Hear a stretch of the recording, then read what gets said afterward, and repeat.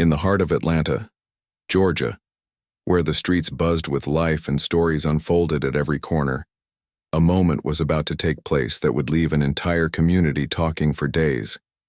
It was just another evening, one of those unremarkable ones where most people were either heading home after work or settling in for dinner. But on this particular night, something happened that would challenge trust, spark outrage, and ultimately lead to unexpected consequences.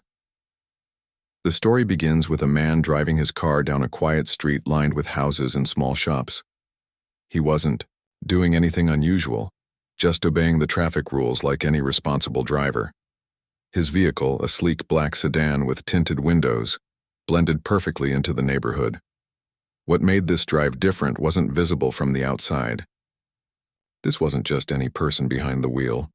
It was someone who had spent years serving their country in one of the toughest jobs imaginable. This individual worked as a federal agent, part of an organization known for protecting citizens and upholding justice. For over 15 years, they had dedicated themselves to solving cases, putting dangerous criminals behind bars and ensuring safety for countless families. But tonight, none of that mattered. Tonight, all that mattered was how they looked. A regular person sitting in a car wearing casual clothes because they were off duty. As fate would have it, this quiet ride came to an abrupt halt when two police officers pulled up behind them. Their flashing lights pierced through the calm evening air, catching the attention of nearby residents. At first glance, it seemed like a routine traffic stop. Maybe there had been a report about a suspicious vehicle matching the description of this black sedan. Or perhaps it was simply random, an unlucky coincidence. Either way, what followed next turned this ordinary moment into something far more intense. The officer approached the driver's side window, his hand instinctively moving toward his holster. "License and registration," he said firmly, his tone leaving no room for negotiation.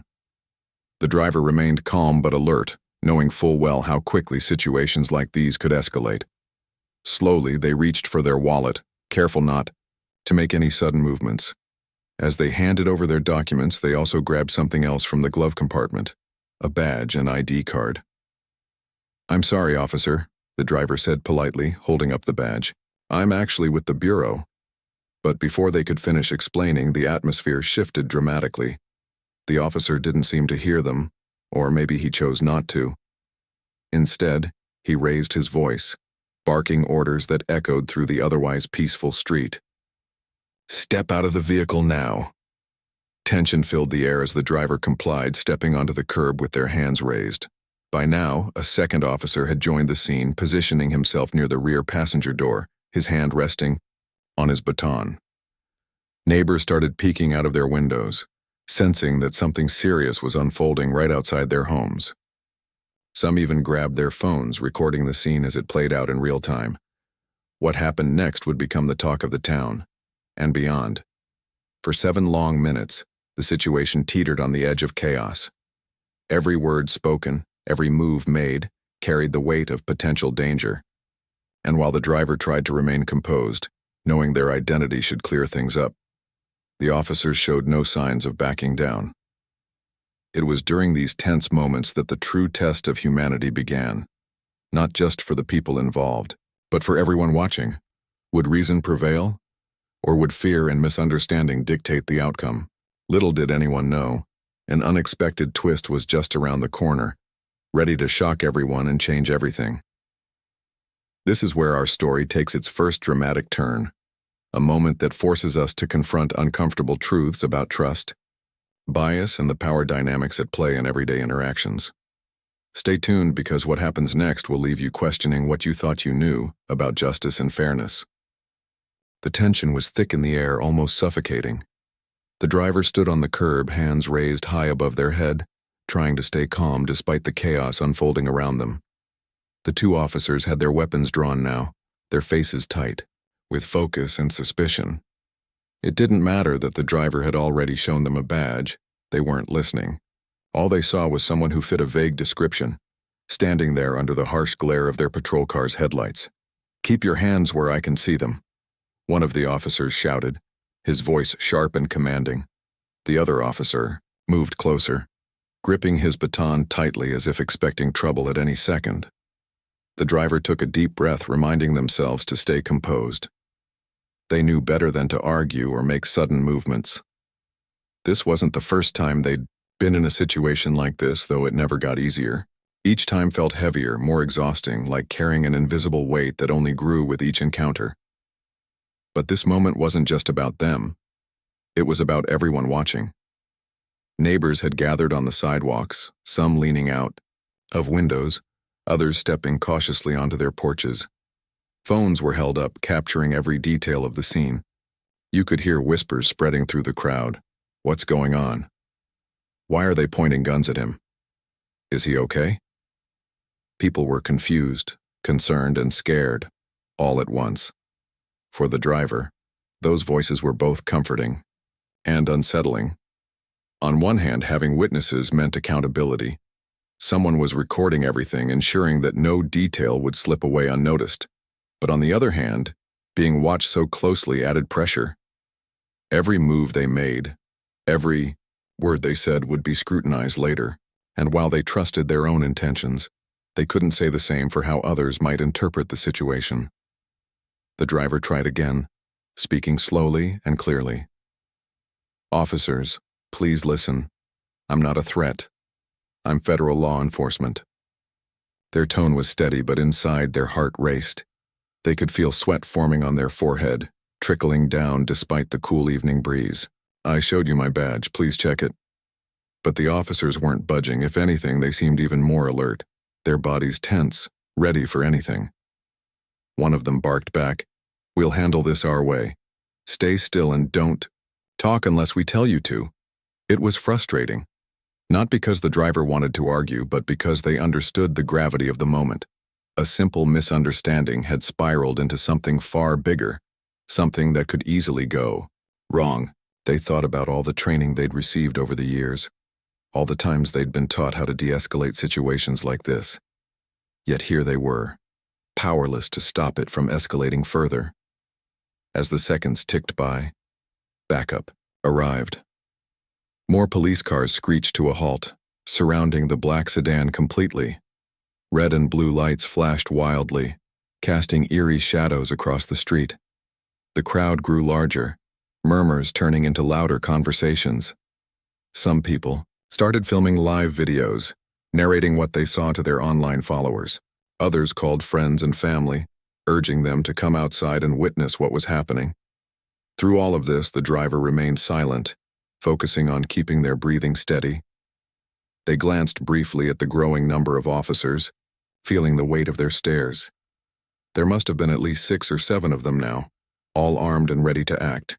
To anyone watching, it looked like they were dealing with a dangerous criminal, not a decorated agent who had spent years protecting the very system these officers represented.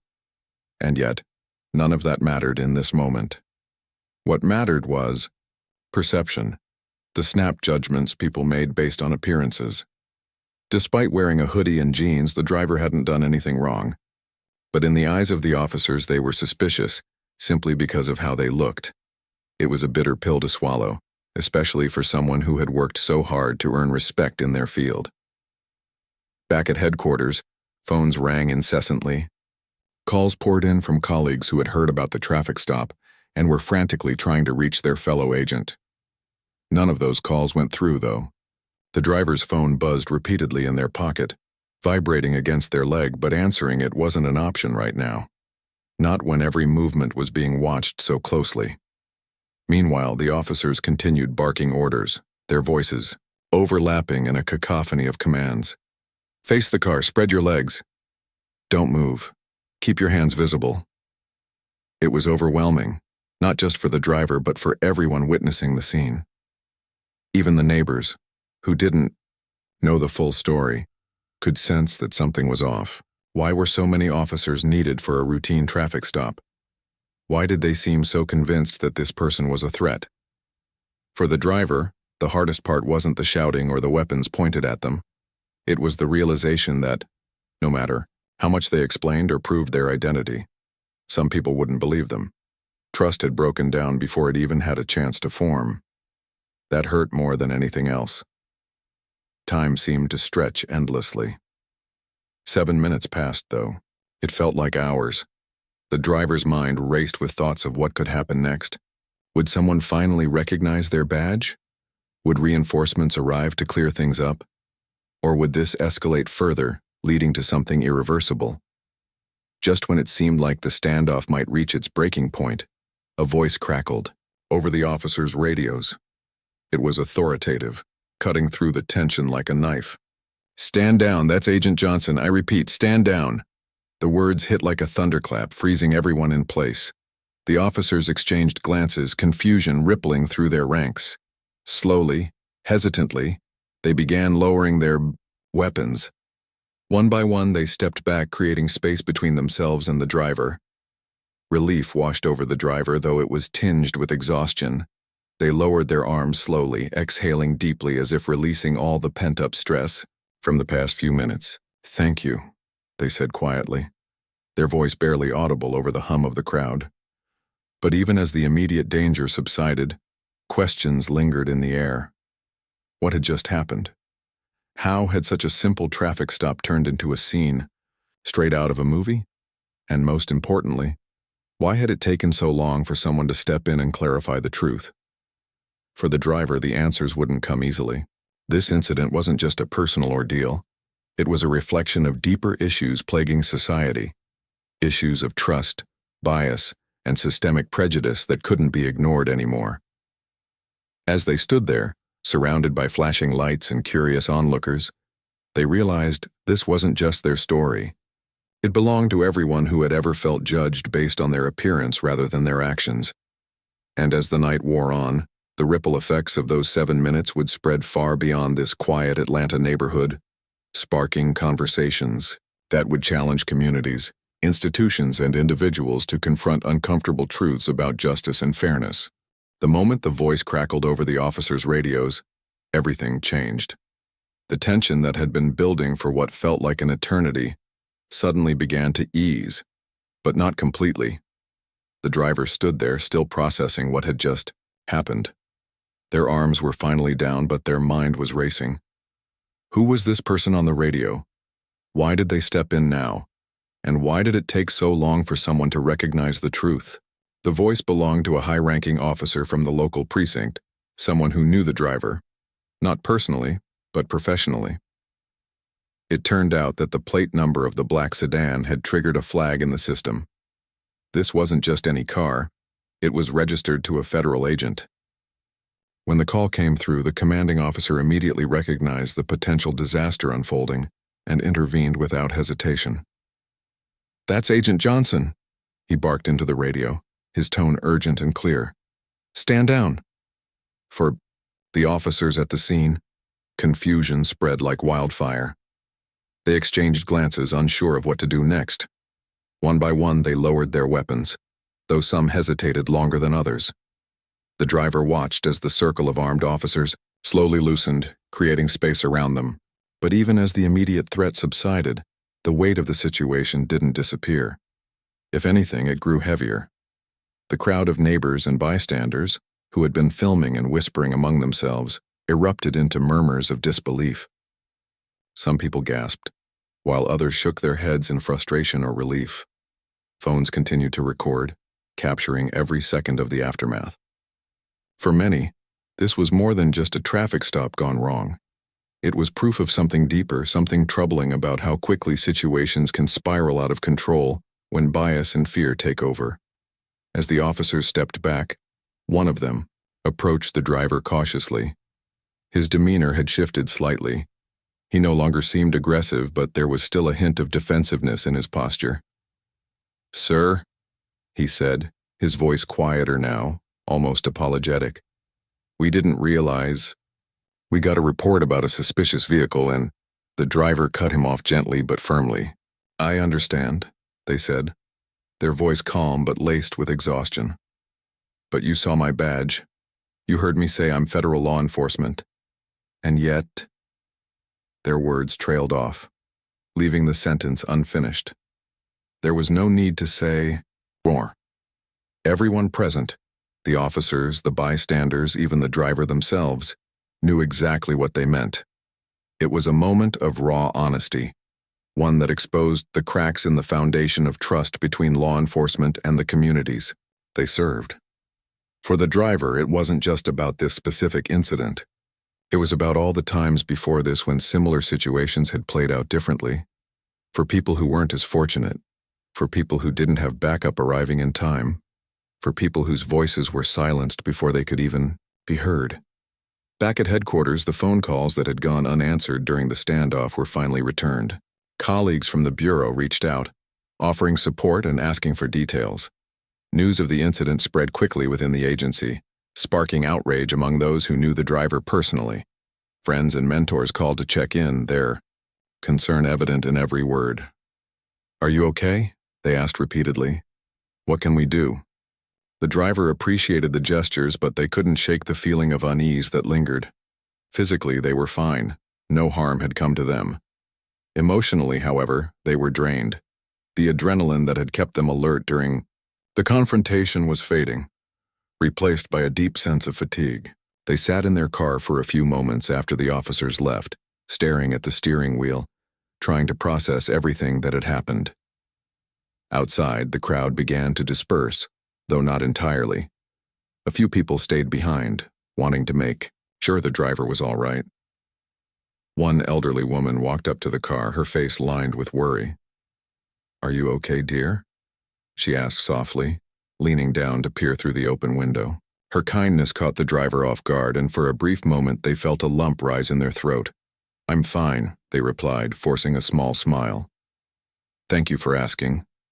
The woman nodded, then added, "This shouldn't have happened. Not to you, not to anyone." Her words carried a weight that resonated deeply. She wasn't just speaking to the driver. She was speaking for everyone who had witnessed the scene, everyone who had felt the injustice of it all. As the night wore on, social media exploded with reactions. Footage of the incident, captured by bystanders, went viral almost instantly. Hashtags began trending nationwide. Justice for the agent, bias in blue, trust and accountability. People shared their thoughts, their anger, and their fears. Some praised the driver for remaining calm under pressure, while others criticized the officers for escalating the situation unnecessarily. Debates raged online, with opinions divided, but emotions running high across the board. The days that followed the incident were a whirlwind of emotions, conversations, and questions. The driver, still processing everything that had happened, found themselves at the center of a storm they hadn't asked for but couldn't ignore. News outlets picked up the story almost immediately, turning what had been a quiet neighborhood confrontation into a national talking point. Social media buzzed with opinions, hashtags trended, and debates erupted everywhere from living rooms to office break rooms. For the driver, this newfound attention was overwhelming. They weren't used to being in the spotlight like this.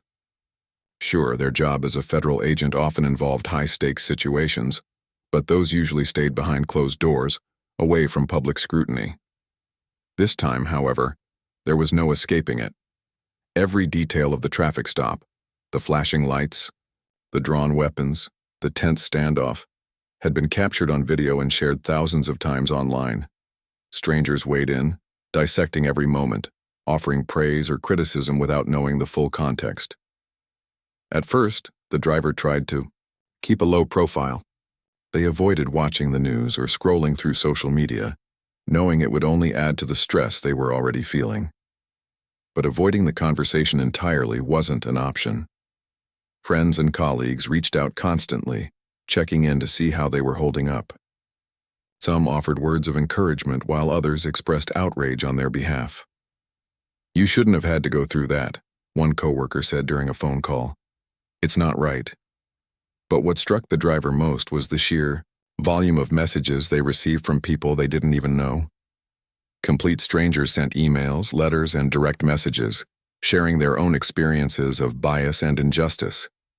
One woman wrote about how her son had been pulled over under similar circumstances, except his outcome hadn't been as fortunate. Another man described being racially profiled at an airport, despite traveling with his family.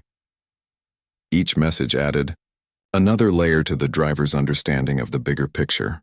This wasn't just about them, it was about a pattern. a system that seemed designed to treat certain groups differently based on appearance alone. As the days passed, the driver found themselves reflecting deeply on the incident. They replayed the events in their mind, analyzing every decision they'd made and wondering if there was anything they could have done differently. Should they have spoken up sooner? Moved faster? Been more assertive when showing their badge?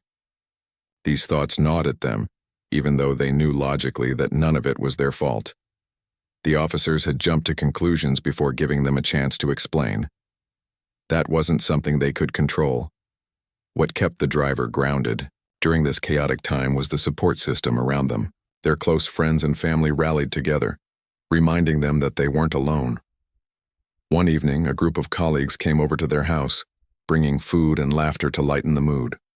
For a few hours, the driver allowed themselves to forget about the weight of the situation and just enjoy the company of people who cared about them. It was exactly what they needed, a reminder that life wasn't defined solely by moments of hardship. Still, the fallout from the incident continued to unfold. The local police department issued a formal apology, acknowledging the mistake and promising to review their procedures. While some praised the gesture as a step in the right direction, others dismissed it as too little, too late. Critics argued that apologies weren't enough, that real change required action, not just words. Protesters gathered outside the precinct, holding signs that read "Accountability Now" and "Justice over Excuses." The driver watched these developments from afar, unsure of how to feel. On one hand, they appreciated the efforts to address the issue. On the other hand, they couldn't help but wonder if anything meaningful would actually come of it. One night, unable to sleep, the driver sat alone in their living room, staring at the ceiling. The house was quiet, except for the faint hum of the refrigerator in the kitchen. Their mind wandered back to the traffic stop, replaying the fear and frustration they'd felt in those 7 minutes. But this time, instead of focusing on their own experience, they thought about the broader implications. What if they hadn't been a federal agent? What if no one had intervened over the radio? Would the outcome have been different? These questions haunted them, not because they doubted their own resilience, but because they knew countless others had faced far worse. People who didn't carry badges or have connections to powerful institutions. People whose stories never made headlines. The driver realized that their privilege, both professional and personal, had likely played a role in how things turned out. And while they were grateful for that, they also felt a deep sense of responsibility to use their platform to speak up for those who couldn't. By morning, a new resolve had taken root inside them. They decided it was time to take action, not just for themselves, but for everyone who had ever felt marginalized or mistreated by the very systems meant to protect them. The driver began reaching out to civil rights organizations, advocacy groups, and community leaders. Together, they brainstormed ways to turn this painful experience into something positive. The idea that emerged was simple, yet powerful. Create a program aimed at bridging the gap between law enforcement and the communities they served. They called it Project Bridge. The initiative focused on 3 key areas: education, dialogue, and accountability. Officers would undergo training sessions designed to help them recognize and address implicit biases. Community members would be invited to participate in open forums where they could share their concerns and experiences directly with law enforcement. And independent oversight committees would be established to ensure transparency and fairness in policing practices. The driver threw themselves into the project with unwavering determination. They traveled across the country, speaking at conferences, town halls, and schools. Each speech was heartfelt and raw, drawing from their own experience to highlight the urgent need for reform. This isn't about blame, they often said. It's about growth. About learning from our mistakes and working together to build a future where everyone feels safe and respected. Their words resonated with audiences, sparking hope and inspiring action. Lawmakers took notice, introducing legislation aimed at addressing systemic issues within policing. Schools incorporated discussions about bias and accountability into their curriculums. Even some police departments voluntarily adopted parts of Project Bridge, recognizing the value of building trust with the communities they served. Through it all, the driver remained humble, knowing that true change wouldn't happen overnight. There would still be setbacks, challenges, and resistance. But they also knew that progress was possible, one conversation, one policy, one person at a time. And as they stood before a packed auditorium 1 year later, delivering a speech that brought the crowd to its feet, they felt a glimmer of optimism. The journey ahead wouldn't be easy, but it was worth fighting for. Because in the end, justice wasn't just about punishing wrongdoing. It was about creating a world where everyone had the opportunity to thrive, free from fear and prejudice. And that was a goal worth dedicating their life to. The months following the incident were a mix of triumphs and challenges for the driver. On one hand, they had become a symbol of resilience and hope, a living example of how someone could turn personal pain into purpose. Their work with Project Bridge was gaining momentum, drawing support from unexpected corners. Politicians who had once ignored calls for reform were now quoting their speeches on the floor of legislative chambers. Community leaders who had been skeptical at first were now embracing the initiative, hosting workshops and forums in neighborhoods that desperately needed healing. But on the other hand, the emotional toll of reliving the incident over and over again was beginning to weigh heavily on them. Every time they told their story, whether it was to a room full of strangers or during a late-night interview, they felt like they were reopening a wound that hadn't fully healed. They tried not to let it show, putting on a brave face for the sake of the cause. But inside, there were moments when doubt crept in. Was this fight too big? Could one person really make a difference? One evening, after returning home from yet another speaking engagement, the driver collapsed onto their couch, exhausted. The house was quiet, save for the soft ticking of the clock on the wall. They stared at the ceiling, replaying snippets of the day in their mind. The applause, the questions from the audience, the handshake with a young girl who said she wanted to be just like them when she grew up. It was all inspiring, yes, but also overwhelming. Their phone buzzed on the coffee table, lighting up the dimly lit room. It was a text message from an old friend. "How are you holding up? Really?" The simplicity of the question caught them off guard. Most people asked about the project or praised their efforts, but rarely did anyone check in on their well-being. For a moment, they considered ignoring the message, brushing it off like they usually did. But something stopped them. Maybe it was the sincerity in the words, or maybe it was the fact that they hadn't truly answered that question honestly in weeks. "I'm okay," they typed back hesitantly, then deleted it. After a pause, they added, "Honestly, I'm tired, really tired." The response came quickly. "That's allowed, you know. You don't have to carry the weight of the world on your shoulders." Those words hit harder than expected. Tears welled up in their eyes as they realized just how much they had been bottling up. All the sleepless nights, the endless meetings, the pressure to keep pushing forward. It was starting to take its toll.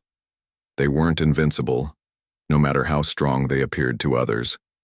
And maybe, just maybe, it was okay to admit that. Over the next few days, the driver made a conscious effort to slow down. They started taking walks in the park near their house, leaving their phone behind to disconnect from the constant buzz of notifications and emails. During these quiet moments, they allowed themselves to reflect, not just on the work they were doing, but on why they were doing it. What drove them wasn't fame or recognition. It was the belief that things could be better. That even though the road ahead was long and uncertain, every small step mattered. One afternoon, while sitting on a bench overlooking a pond, they struck up a conversation with an elderly man feeding ducks nearby. He introduced himself as Walter, a retired teacher, who had lived in the neighborhood for decades. As they talked, the subject turned to current events, and eventually, the driver shared a bit about their experience and the work they were doing with Project Bridge. Walter listened intently, nodding occasionally, but mostly letting them speak. When they finished, he smiled softly and said, "You remind me of my daughter. She used to teach kindergarten, always fighting for her kids, even when the school board didn't listen. She burned herself out trying to fix everything at once." The driver chuckled nervously. "Yeah, I get that feeling sometimes." Walter leaned back on the bench, gazing at the water. "Here's the thing," he said slowly. Change doesn't happen overnight. You can't fix everything by yourself. But if you plant enough seeds, sooner or later, something will grow. Just don't forget to water your own garden while you're busy planting everyone else's. His words stuck with the driver long after their conversation ended. That night, as they sat at their kitchen table jotting down ideas for the next phase of Project Bridge, they couldn't help but smile. Walter was right. It wasn't about fixing everything all at once. It was about consistency, persistence, and finding balance along the way. Meanwhile, the ripple effects of the incident continued to spread far beyond what anyone could have anticipated. Schools began incorporating lessons on bias and accountability into their curriculums, using the driver's story as a case study. Police departments across the country started reaching out, asking for guidance on implementing reforms similar to those proposed by Project Bridge. Even local businesses got involved, sponsoring community events aimed at fostering dialogue between residents and law enforcement. Not everyone was supportive, of course. Critics argued that initiatives like Project Bridge were unnecessary, claiming they focused too much on isolated incidents rather than systemic solutions. Some accused the driver of seeking attention or exploiting their experience for personal gain. These accusations stung, especially since they knew their intentions were genuine. But instead of lashing out, they chose to respond with grace, reminding themselves that progress often faced resistance. One particularly challenging moment came during a town hall meeting in a small city, where tensions between residents and police had reached a boiling point. The driver had been invited to speak, hoping to share insights from their work and inspire collaboration. But as soon as they stepped onto the stage, they were met with jeers and boos from a vocal minority in the audience. Someone shouted, "Why? Should we trust you? You're just another outsider telling us what to do."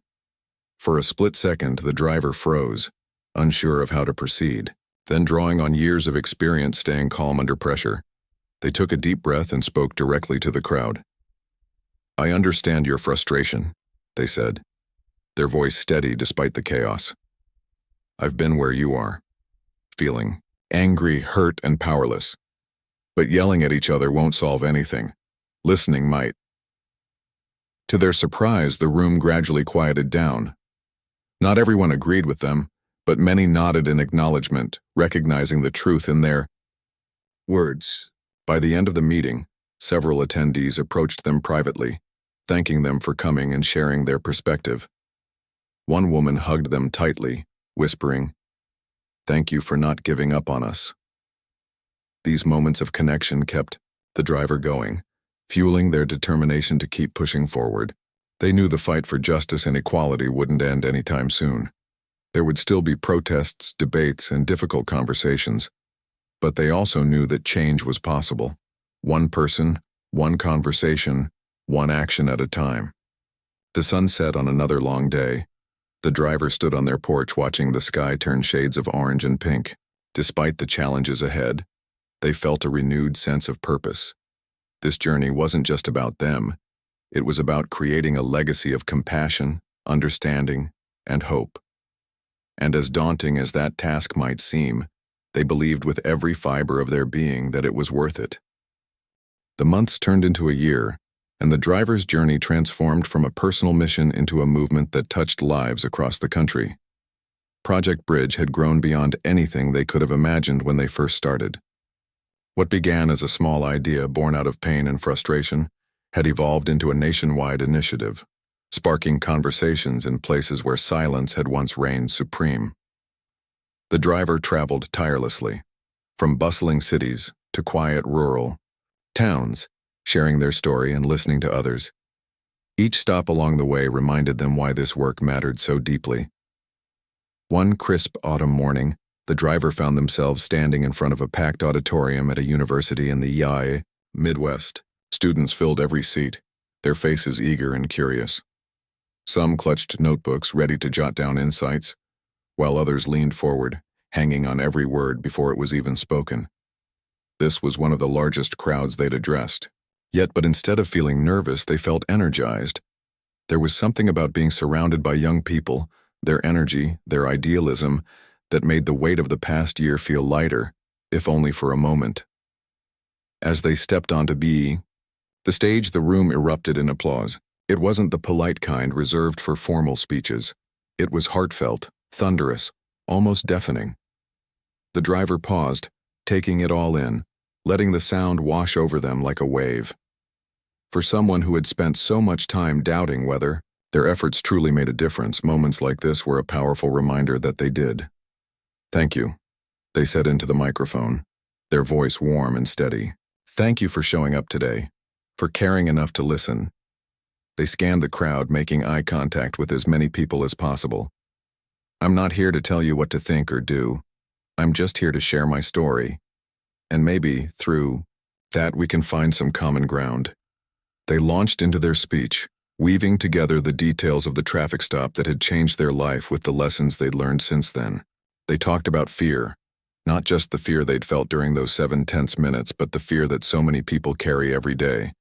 Fear of being misunderstood, fear of being judged based on appearances, fear of not being seen for who they truly are.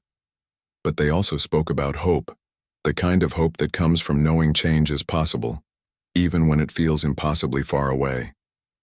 "We can't erase the past," they said, their voice rising slightly as the audience leaned in closer. "But we can shape the future, and shaping the future starts with understanding each other better, with seeing the humanity in everyone, no matter how different they may seem." By the time they finished speaking, the room was electric. Students lined up to ask questions, their hands shooting into the air faster than the moderator could call on them. One young woman stood up, her voice trembling with emotion. "How do you keep going when it feels like nothing's changing?" she asked. "When it feels like the system is too big to fix?" The driver smiled softly, nodding as if they had heard this question 1,000 times, and maybe they had. "You focus on what you can control," they replied. "You plant seeds wherever you go, even if you don't see them grow right away. Change doesn't happen overnight, but it happens because people refuse to give up. Because they show up, day after day, believing that what they're doing matters." Her eyes glistened with tears as she nodded, mouthing a silent thank you. Moments like these, the raw, unfiltered connections between human beings, were what kept the driver going. They weren't just speaking to an audience. They were planting seeds of possibility in hearts and minds, trusting that someone, somewhere, would carry the torch forward. Back home, the driver continued to pour their energy into Project Bridge, working alongside community leaders, law enforcement officials, and activists to create lasting change. The program expanded rapidly, reaching more cities and touching more lives than ever before. Officers participated in training sessions designed to help them recognize unconscious biases and build trust with the communities they served. Residents attended town hall meetings, sharing their stories openly and honestly, demanding accountability while also offering solutions. But perhaps the most profound impact came from the younger generation. Schools embraced Project Bridge's curriculum, teaching students about empathy, fairness, and the importance of standing up against injustice. Teachers reported seeing shifts in behavior, kids resolving conflicts peacefully, standing up for classmates who were bullied, and asking thoughtful questions about equality and fairness. These small victories gave the driver immense satisfaction. If they could inspire even one child to grow up believing in justice and compassion, then all the hard work would be worth it. Still, there were days when progress felt frustratingly slow. News headlines continued to highlight incidents of bias and violence, reminding everyone that systemic issues couldn't be solved overnight. Critics remained vocal, questioning whether initiatives like Project Bridge were making any real difference. Some accused the driver of being naive, of thinking that goodwill alone could dismantle centuries of inequality. On tough days like these, the driver leaned on their support system, the friends, family members, and colleagues who had been with them from the start. Their mentor, a seasoned advocate for civil rights, often reminded them that change was messy and nonlinear. "You're not responsible for fixing everything," he told them during one particularly rough week. "Your job is to keep pushing the boulder uphill. Even if it slips back sometimes, you've still moved it farther than it was before." Those words became a mantra, helping the driver stay grounded when doubt crept in. They knew the road ahead would always be challenging, but they also knew they weren't walking it alone.